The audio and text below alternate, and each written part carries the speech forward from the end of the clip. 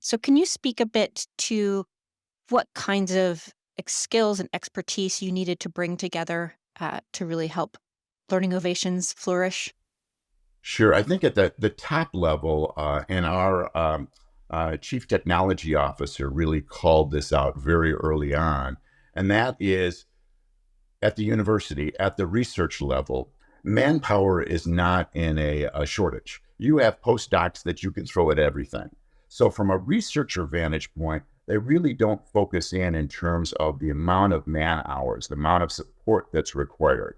Whereas once you get out into the marketplace, you don't have those man hours. You have to do it in some other way, or you can't get a price point that could sell within the marketplace.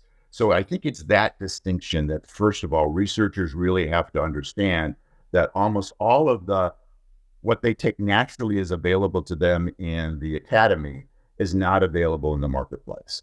And so the very first thing that we had to do when we were moving to scale was completely redo all of the data sets within A to I, which had been, first of all, kind of put together with baling wire and duct tape at the beginning, because that was all the funding that was available, but also was anticipated to be a research tool.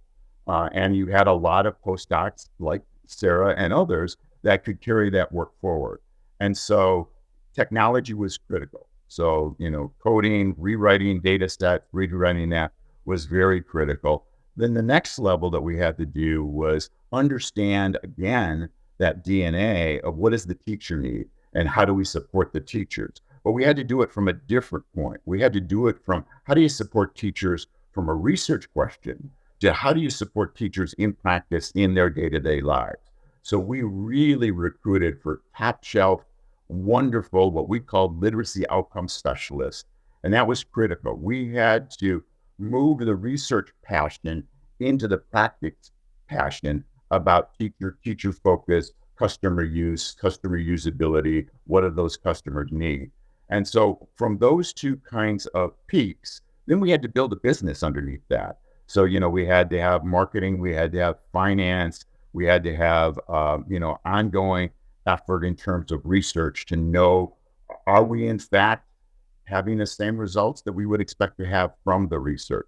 But the two principal pillars, which were different from research, was the understanding that you don't have the bodies anymore. So you had to do it with really good technology, really high usability, and then with being able to really passionately keep this teacher centered and support that teacher to achieve those outcomes.